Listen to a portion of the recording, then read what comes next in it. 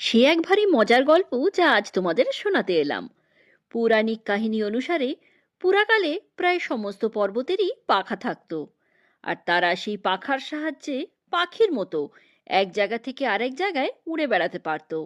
কিন্তু যখন এরা এক জায়গা থেকে উড়ে গিয়ে অন্য কোথাও বসতো, তখন এদের তলায় চাপা পড়ে মানুষ সহ অনেক জীব জন্তু গাছপালা মারা যেত।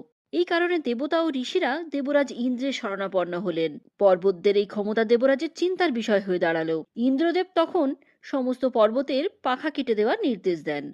তার ফলে সমস্ত পর্বতেরই পাখা কেটে দেওয়া হলো।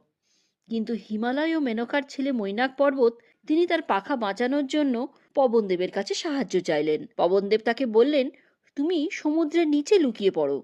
যতদিন তুমি সমুদ্রের তলায় থাকবে, ততদিন তোমার পাখা সুরক্ষিত থাকবে। কথিত আছে, সেই কারণে সেই দিন থেকেই মৈনাক পর্বত সমুদ্রের নিচে লুকিয়ে আছেন।